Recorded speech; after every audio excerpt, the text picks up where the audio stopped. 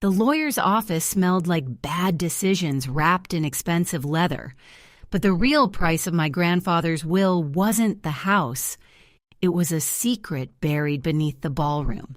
I just signed away my inheritance, only to discover the debt he owed wasn't money, but something ancient and hungry waiting for the sunset. The lawyer's office smelled faintly of stale coffee and expensive leather, a scent that always reminded me of bad decisions wrapped up in good intentions. I sat across the mahogany desk from Mr. Henderson, my hands gripping the arms of the visitor's chair so tightly my knuckles were white moons against my aged skin. Outside, the city thrummed, oblivious to the small, quiet implosion happening within these four walls. "So, Mr. Davies," Henderson began, adjusting his silk tie. He was younger than I expected, sharp, maybe late 30s, with eyes that missed nothing. "We have reviewed the updated will. It remains the same." I cleared my throat, the sound raspy. "It remains the same, Mr. Henderson. The house goes to the St. Jude's Children's Fund upon my passing." Henderson's pen hovered over the dotted line. He looked up, a flicker of professional curiosity crossing his face. "Sir, if you don't mind my asking, given that this is quite a significant asset, there are no provisions for your immediate family? Specifically, your grandson, Thomas." The name hit me like a slap. Thomas, my only blood left, the heir to the Davies name, or so he thought. "Thomas knows the situation," I managed, the words tasting like ash. "He's been informed. He's disappointed." Disappointed was putting it mildly. Thomas had been maneuvering for this house, this sprawling 3-story Victorian that had been in the family for nearly a century. Since he was old enough to understand property values, he saw it as his birthright, the key to unlocking the comfortable retirement he felt entitled to. I, however, saw it as a cage, a beautiful gilded cage that had trapped generations of Davies men, including me, in a cycle of obligation and suffocating familiarity. The argument with Thomas last Tuesday had been biblical. It had started over dinner, a miserable affair where he spent more time scrolling through real estate listings on his phone than looking at me. "Grandpa, this is insane!" he'd exploded, throwing his fork down so hard the clatter echoed off the high ceilings. "You're giving away the entire estate to some charity? Do you know what that house is worth? It's my future." "It's my house, Thomas," I'd corrected him, my voice low but firm. "And it's my future I'm planning for now, not yours. You don't even use half of it. The West Wing hasn't been opened since Grandma died. You're being spiteful, Grandpa. You're trying to punish me." "I am trying to free myself," I told him. He'd laughed, a harsh, ugly sound. "Free yourself? By handing over millions to sick kids? You're old, Grandpa. You're eccentric. You're being childish." That was the breaking point.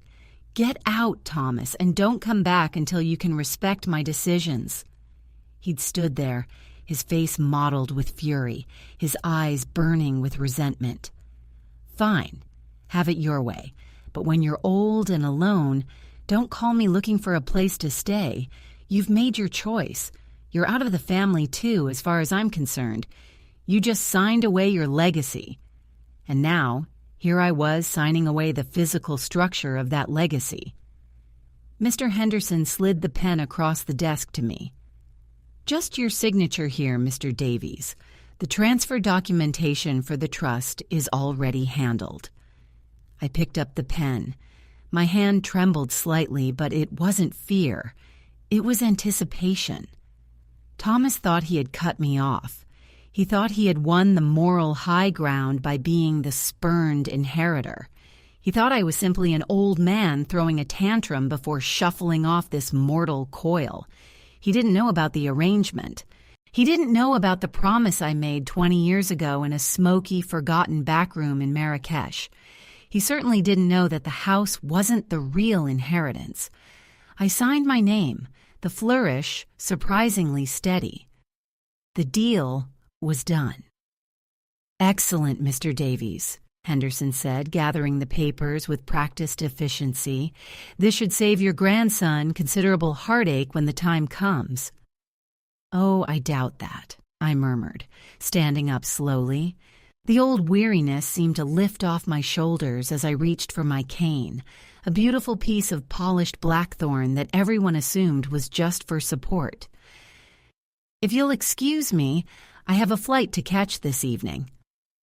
Henderson paused at the door, a slight frown creasing his brow. "A flight, sir?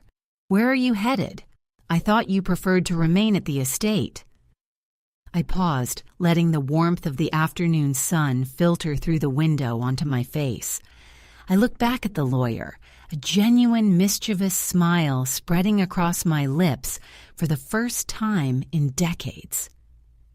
"Mr. Henderson," I said, tapping the blackthorn cane, once on the marble floor. "Thomas may have inherited the house, but he forgot to check the foundation, and I've just cashed in my insurance policy." As I turned to leave, I heard Henderson call out, his voice laced with sudden alarm. "Mr. Davies, wait! The preliminary inspection report from the structural engineer. It mentioned severe subsidence under the main ballroom. You need to postpone that signing until we review those findings immediately." I didn't stop. I didn't even look back.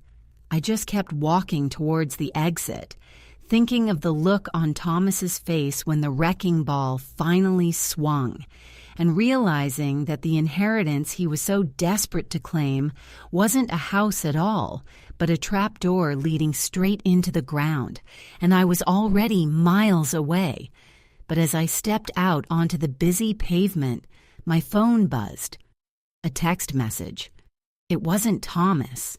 It was an unfamiliar number, and the message contained only 2 chilling words, followed by a timestamp that confirmed it had been sent exactly 5 minutes before I signed the final papers. "The debt is due." The sharp buzz of the unfamiliar phone shattered the fragile peace I'd just secured. I froze mid-stride, the bustling sidewalk suddenly silent around me, the roar of the city receding to a distant hum. The debt is due. Debt? What debt? My financial affairs were meticulously clean. I'd paid off every loan, settled every old score, and liquidated nearly everything of value years ago to ensure my meager retirement. Everything, that is, except for that one account, the one I thought I had closed when I walked away from Marrakesh. I retreated into the recessed doorway of a closed tailor shop, pulling the phone out with a shaking hand. The screen displayed the cryptic message again.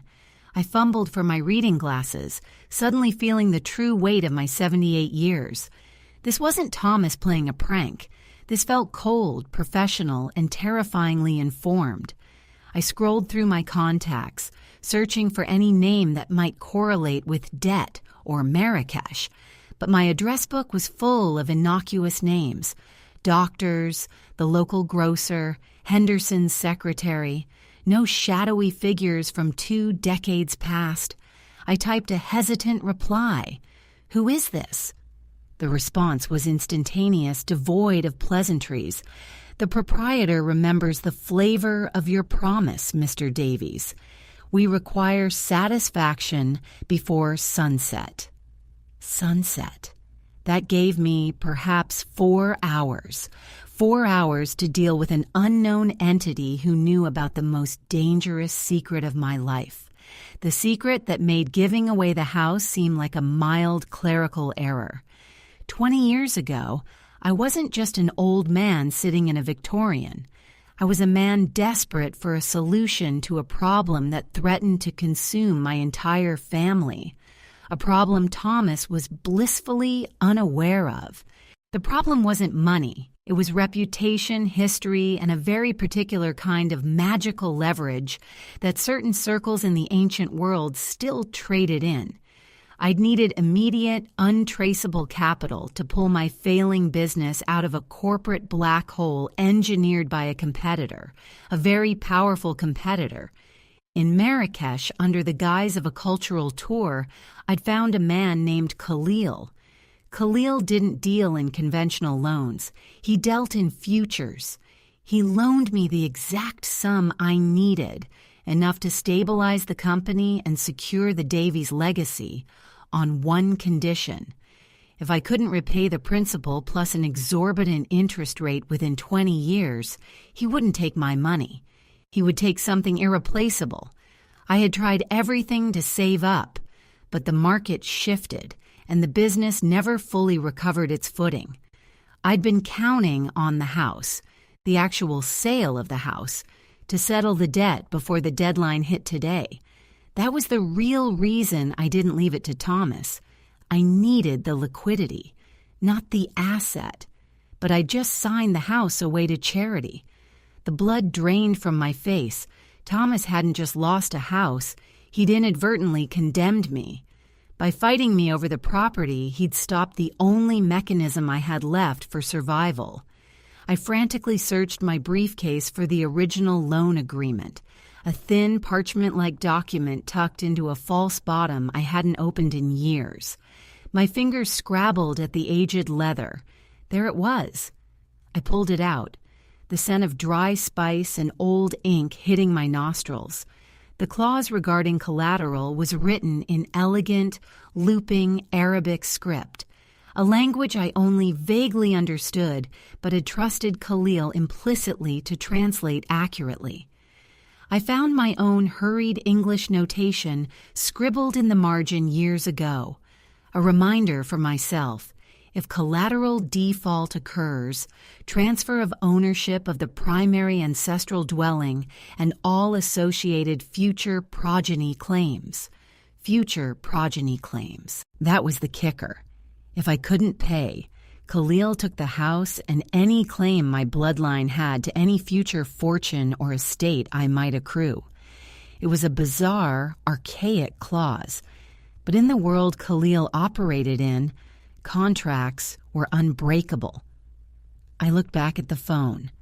Sunset was rapidly approaching. I had to get the money or I had to face Khalil.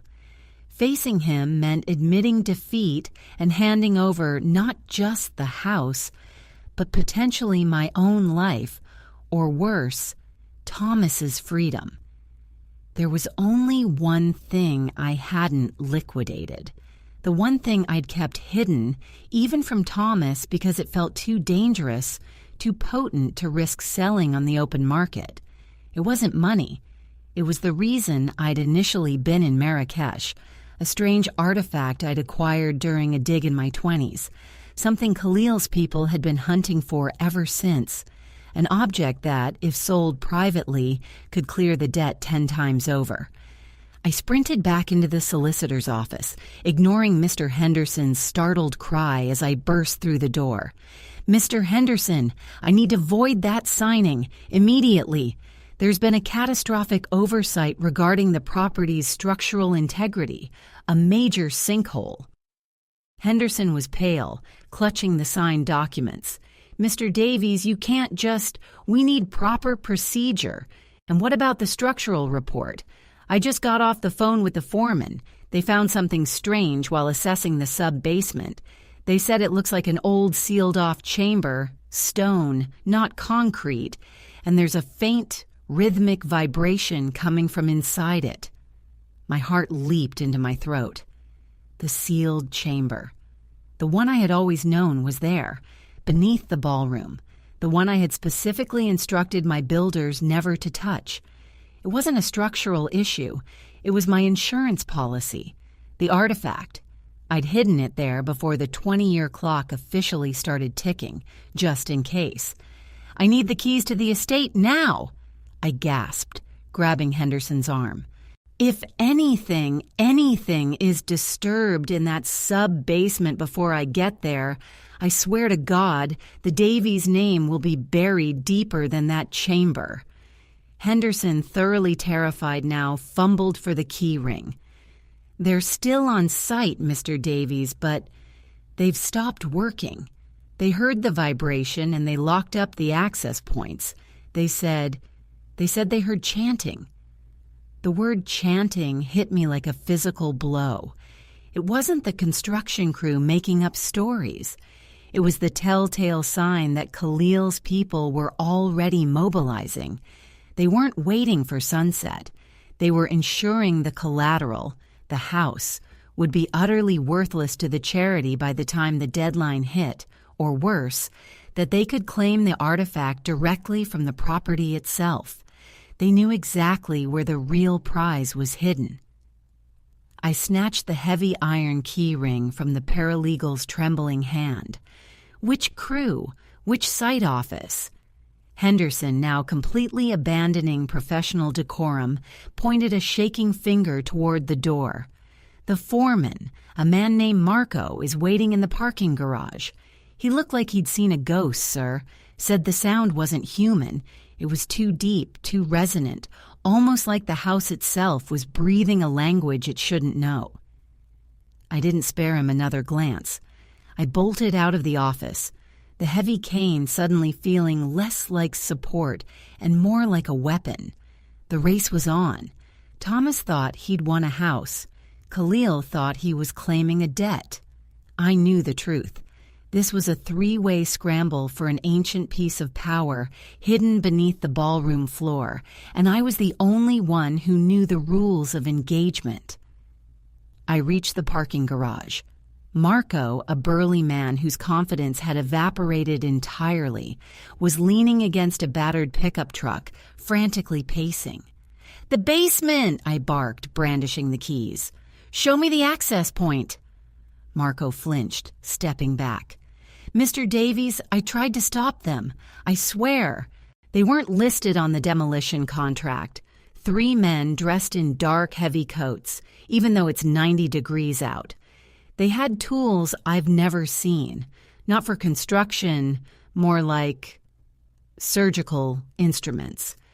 They bypassed the outer security fence 20 minutes ago. They went straight for the old utility access door near the rear conservatory. 20 minutes ago. That meant they had been working inside the foundation for at least that long. The rhythmic vibration Marco mentioned wasn't just settling, it was the sound of people breaking through ancient seals. "Did they see you?" I demanded, my breath catching.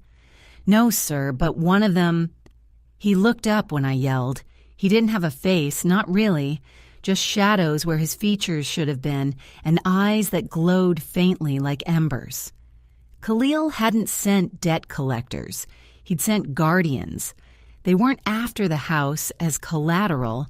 They were after the artifact to satisfy the debt, knowing that if they retrieved it, the house would crumble, making my agreement with the charity moot anyway. It was an elegant way to cheat everyone, Thomas, the charity, and me. We sped back to the estate in Marco's truck. The Grand Victorian sat shrouded in the late afternoon sun, looking deceptively serene. But as we approached the rear conservatory, the air dropped 20 degrees. A palpable, unsettling stillness hung over the grounds. I jumped out before the truck even fully stopped, ignoring Marco's frantic warning. I ran to the old service entrance that led down to the sub-basement. The heavy, steel-reinforced door Marco had bolted shut was hanging awkwardly. The reinforced lock mechanism ripped clean out of the frame. Inside, the smell was overwhelming. Damp earth mixed with something metallic and strangely sweet, like burnt honey. I clicked on the flashlight on my keychain. The beam cut through the gloom, illuminating the narrow stone staircase leading down. The chanting was louder now.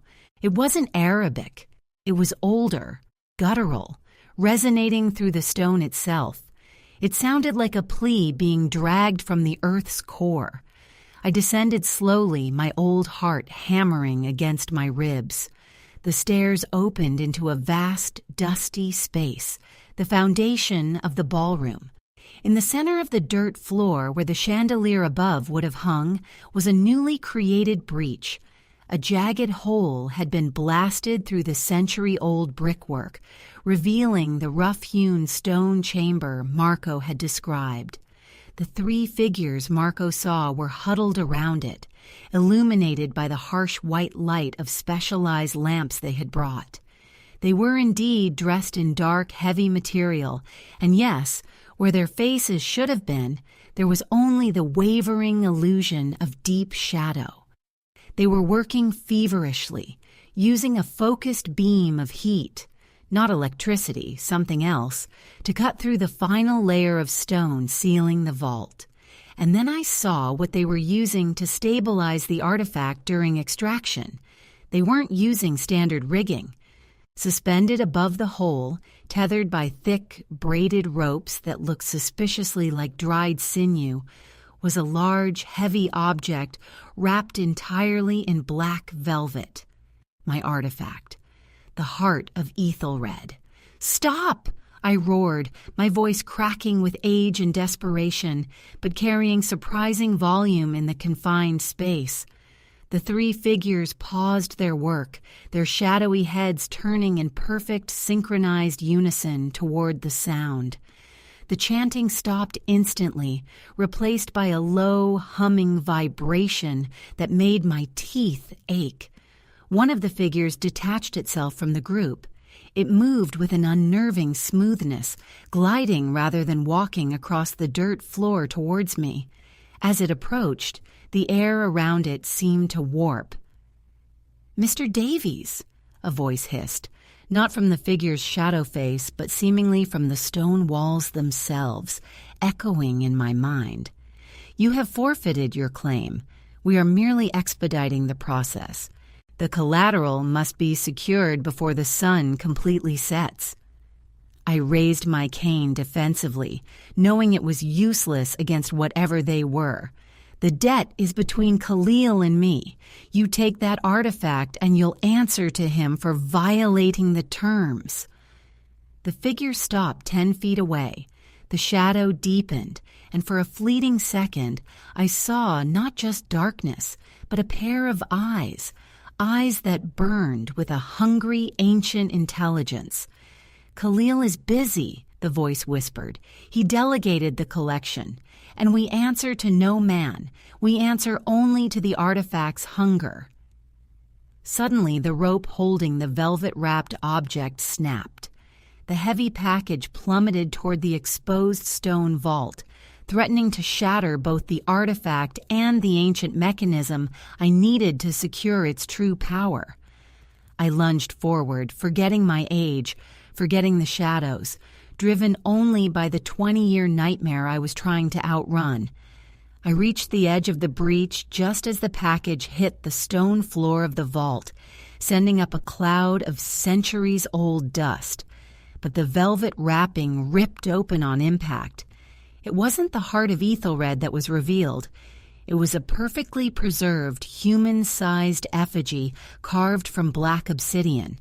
And as the dust settled, the obsidian figure slowly, impossibly, began to move its head, its empty eye sockets fixing directly on me, while behind it, in the dark recess of the vault, I saw the true prize, not an artifact, but a pulsating crystalline sphere that was undeniably alive, and it was looking right back. And then the ground began to shake violently, not from the impact, but as if something colossal was rising directly beneath the foundation, trying to break through before the obsidian statue could even fully orient itself. The violent tremor that seized the sub-basement was nothing like the localized vibration of the impact.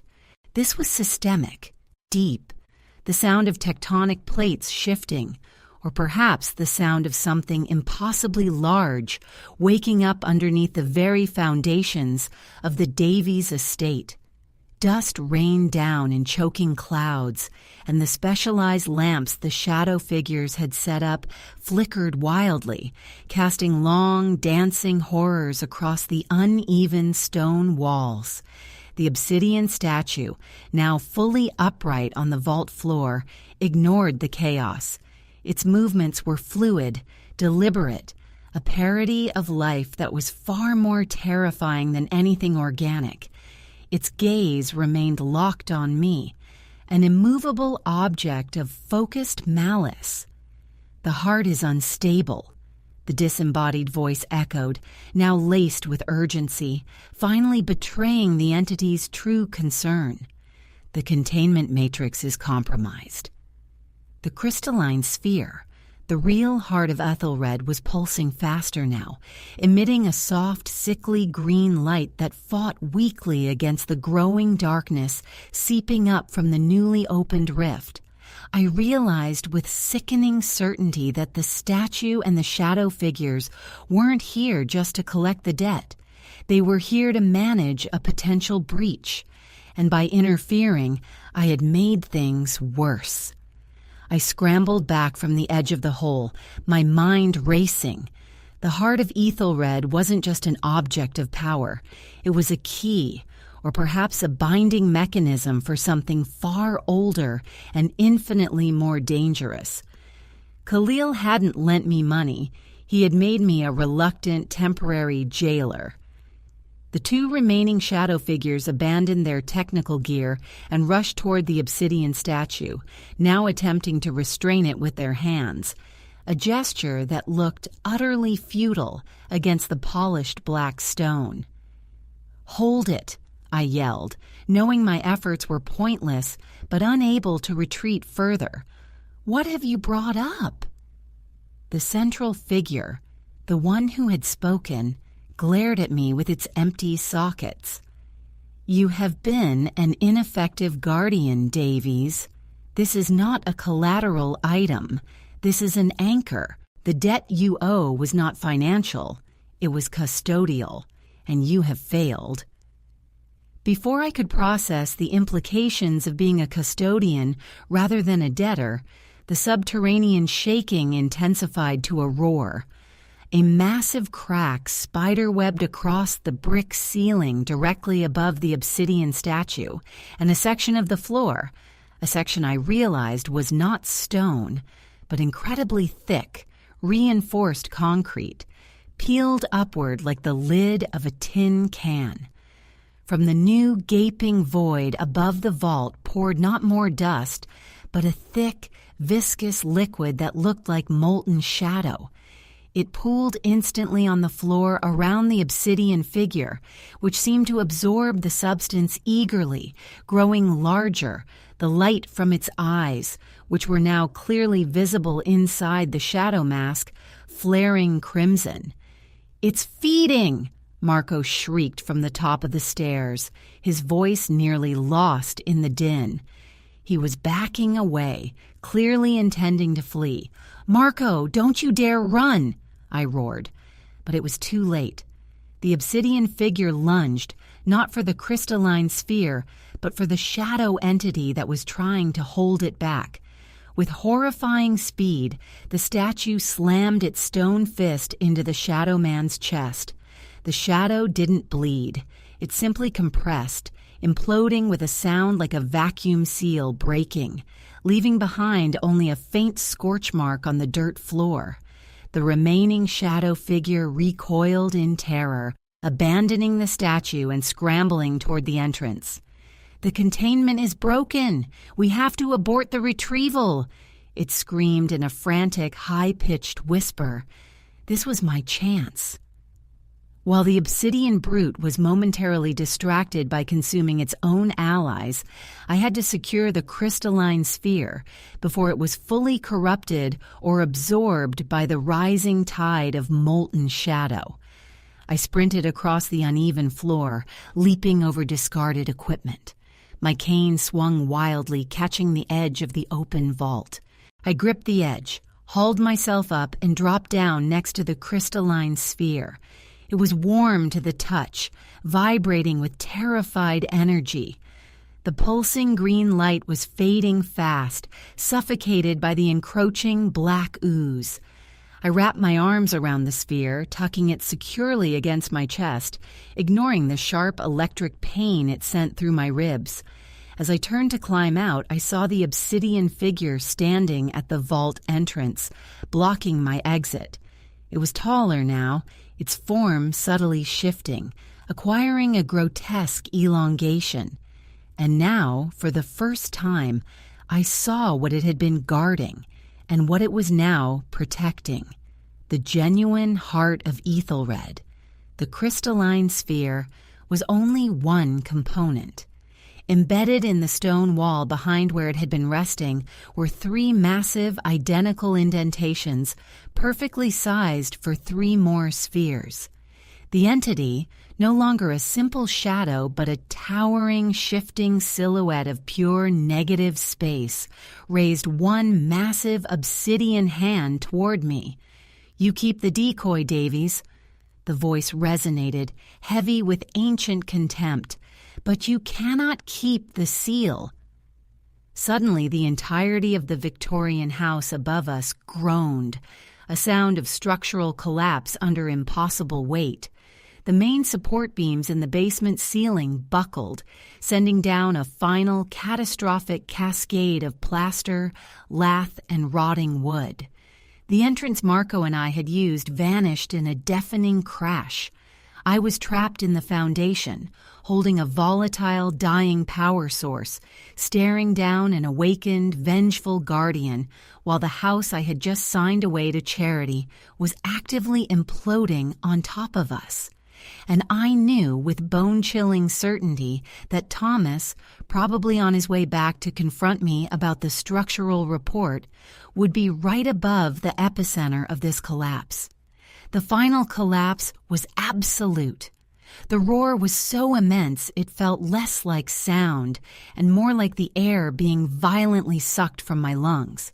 I instinctively pulled the crystalline sphere tighter against my body, shielding it even as massive chunks of timber and plaster rained down.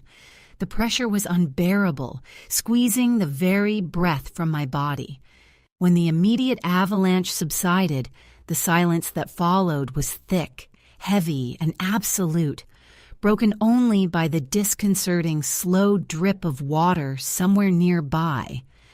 I was buried up to my chest in debris, disoriented, the green light of the sphere, the only illumination in the suffocating darkness. The obsidian guardian was gone. The molten shadow substance had vanished. Even the rhythmic, bone-jarring tremor had ceased. I tasted dirt, blood, and the acrid sting of ancient dust. "Marco?" I coughed, straining my neck. No reply.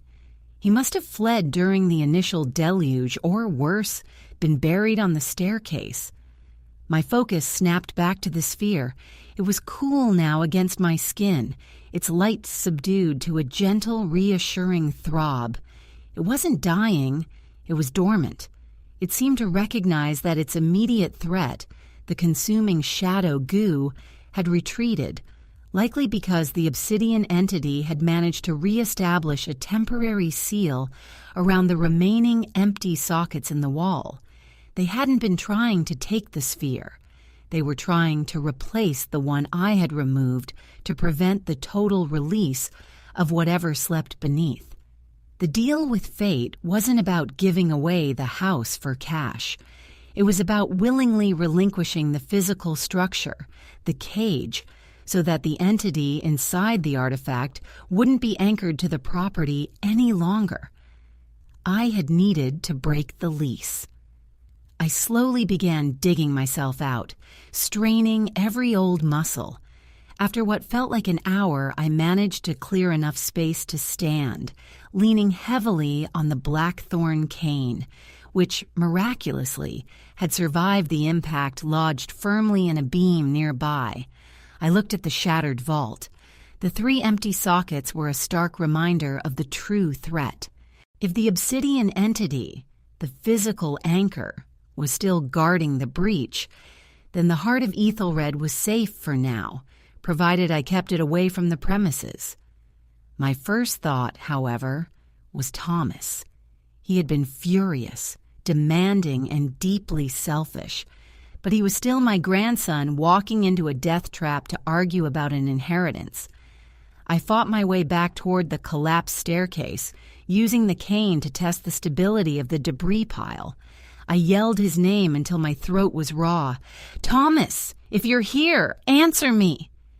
A faint, muffled sound came from high above the debris field, a weak groan followed by a pathetic, whimpering cough. He was alive, trapped, but alive. Using the cane as a lever, I began to wedge away the heavier beams trapping him. It was agonizingly slow work, but the adrenaline of survival lent me a strength I hadn't possessed in years. Finally, I cleared a narrow passage leading upward toward the ruined ground floor. I crawled through the dust-choked ruins of the dining room and into what was left of the main hall. The house was a skeleton. Walls had caved, the ceiling was gone, and sunlight streamed in, illuminating the ruin in a harsh, unforgiving spotlight. And there he was, Thomas. He was pinned beneath a massive section of marble fireplace mantel, conscious but clearly injured, his face streaked with soot and tears of pain. He looked up at me, not with the fury of the week before, but with sheer, terrified awe. He saw the wreckage, the chaos, and then faintly the soft green light emanating from the crystal sphere I still clutched to my chest. "Grandpa, what happened?" "That lawyer. He said the house was fine." Thomas choked out, his voice weak. I knelt beside him, ignoring the throbbing in my own joints. I gently pulled the sphere away from my chest, holding it so the green light washed over his soot-stained face. "The house wasn't the inheritance, Thomas," I said, my voice tired but steady. "It was the lock. You fought me for a crumbling shell, but you nearly killed yourself trying to claim it." I looked around at the total devastation. The Davies Victorian, the symbol of a century of obligation, was gone, reduced to rubble, precisely as I needed it to be. "You disowned me for not giving you this," I continued, gesturing to the ruin. "But I couldn't give you this, Thomas, because this place was a prison designed to keep something in. And now the lock is broken." I placed the crystal sphere carefully on a piece of stable flooring beside him. Then I leaned in close, my voice dropping to a conspiratorial whisper, the true weight of my secret finally laid bare. "The debt is settled, Thomas. Khalil wanted control over this location. Now that the anchor is gone and the property is destroyed, unusable as a binding site, the debt is cleared. But you need to understand something, because you're the only Davies left to understand it." I took one last deep breath of the dusty air, the faint smell of metallic sweetness still clinging to my clothes. "I didn't just give the house away to spite you. I gave it away because I knew the moment I left, something else would come looking for the heart of Ethelred, something far older than Khalil.